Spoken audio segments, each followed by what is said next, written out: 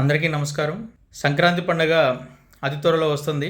మ్యారేజ్‌లై చిన్న చిన్న మనస్పర్ధలతో విడిపోయిన అన్నదమ్ములకి, అక్కా చెల్లెళ్ళకి అందరికి గూడా నేను కోరుకునేది, చిన్నప్పుడు అమ్మా, నాన్న కొనిచ్చిన కొత్త బట్టలు వేసుకొని, అమ్మ వండిన పిండి వంటలు ఆనందంగా తినుకుంటూ ఎంతో ఉత్సాహంగా గడిపిన పండుగ సంక్రాంతి పండుగ.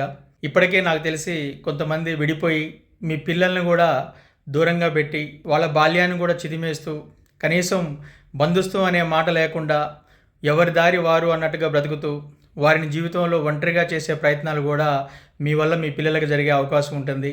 అందుకే ఇగోలు, అహంకారాలు, కోపాలు, తాపాలు అన్నీ చంపేసుకొని ఈ ఉన్న ఒకే ఒక్క లైఫ్లో మీరు ఆనందంగా జీవించాలని కోరుకుంటున్నాను. ఇంకో విషయం ఏంటంటే, తప్పులు చేయని మానవుడు అనేవాడు ఎవరు ఉండరు. ప్రతి ఒక్కళ్ళు తప్పులు చేస్తూనే ఉంటారు.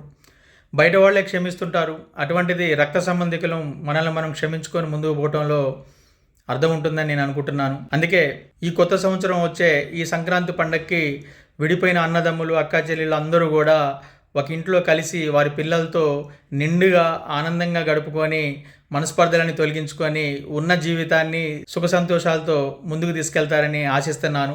కొంతమందికి ఇగోలు, అహంకారాల వల్ల ఎడబాటు వస్తే, కొంతమందికి ఆస్తులు తగాదాల వల్ల వచ్చి ఉంటుంది.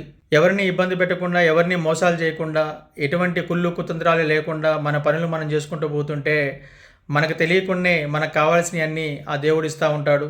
ఈ విషయాన్ని ఎవరూ మర్చిపోమాకండి. మనది కానిది మనం ఎంత ప్రయత్నం చేసినా మనకు రాదు. మనది అనుకున్నది ఎవరెంత గుంజుకున్నా కానీ వారికి పోదు. ఈ విషయాన్ని గుర్తుపెట్టుకొని అన్నదమ్ముల మధ్యన, అక్కచెల్లెల మధ్యన, స్నేహితుల మధ్యన ఎటువంటి తేడాలు లేకుండా ఎంతో ఆనందంగా గడపాలని, మీరందరూ కలిసి నిండుగా ఒకే ఇంట్లో పండుగ చేసుకుంటుంటే మీ అమ్మగారి, మీ నాన్నగారి ఆయుష్ కూడా పెరుగుతుంది. వారు పైకి చెప్పుకోలేకపోయినా కానీ ఎంతో ఆనందపడుతూ, వారికి ఉన్న ఏమైనా దీర్ఘకాలిక వ్యాధులు, షుగరు, బీపీలు, హార్ట్ అటాక్లు ఇవన్నీ ఉన్నా కానీ పారిపోతాయి. దయచేసి ఈ సంక్రాంతికి ఎవరో ఒకళ్ళు కాంప్రమైజ్ కాండి. ఎప్పుడైనా ఒక మార్పు జరగాలన్నా, ఒక మంచి జరగాలన్నా ఎవరో ఒకళ్ళు ఒక మెట్టు దిగొస్తేనే అది ముందుకు పోతుంది. మనకు అనిపిస్తుంటుంది ప్రతిసారి నేనే దిగాల, ప్రతిసారి నేనే తగ్గాల అని. తప్పేమీ లేదు. తోడబుట్టిన వాళ్ళ కోసం 100 సార్లు కాదు, 1000 సార్లు తగ్గినా, 1000 మెట్లు దిగినా కానీ మనకు పోయేదేమీ లేదు. దానివల్ల మనకి మంచే జరుగుతుంది తప్ప చెడేమీ జరగదు. లోకులు ఎవడో వాడో వీడో ఏదో అనుకుంటారని ఎప్పుడూ కూడా మనం ఫీల్ అవ్వద్దు. ఎవడి మాటలు వినొద్దు. ఎన్ని కోట్లు సంపాదించినా, ఎన్ని లక్షలు ఖర్చు పెట్టినా, అన్నిట్లో కంటే కొనలేనిది, ఎంతో విలువైనది రక్త సంబంధాలు. ఆ బంధాలను కాపాడుకోండి.